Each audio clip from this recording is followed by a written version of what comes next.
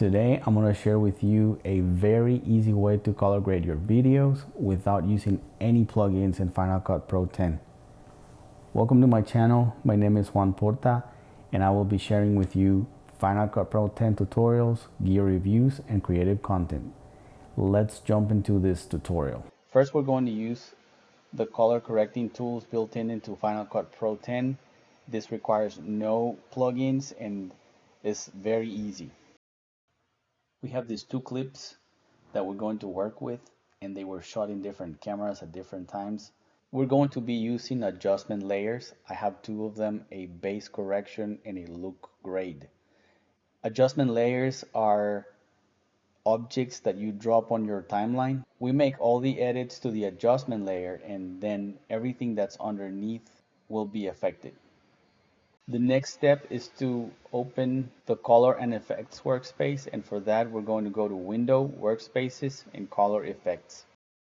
All these charts that you see over here have different functions that will let you do different things, but for now we're only going to use our Luma wave. The Luma wave is going to help us visualize how the image is sprayed from highlights to shadows. For that, we're going to select a color board, go to exposure. These are the shadows, midtones, and highlight. We want to pull our shadows down until we start seeing a value near the 0 on our Luma waveform. Then we're going to adjust our highlights. We're going to calibrate our white balance now. In this image, we can see that the whites really look white, but if your image looks bluish or green, meaning that it looks warmer or colder, you can go to the color wheels, scroll down, find the temperature option. If you move it to the left, it will get colder, and if you move it to the right, it will get a little warmer. Going back to our color wheels, I'm going to select the shadows and move the center part to the teal color. This will start to introduce some teal in the shadows, and then I'm going to introduce orange in the highlights. Next, we're going to select the hue and saturation curves. It will allow us to calibrate the colors, and you can add points to the graph, or you can select this tool, the color picker, and select a color and adjust that color. I'm wanting to make my blues a little more aqua or teal by moving it to the left.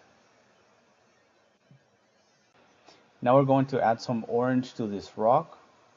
By selecting the rock, you can see that it falls into the orange part of the curve, and we're going to slightly move it to until we achieve that orange look. The next is the hue versus saturation, and this allows us to adjust the saturation of each individual color.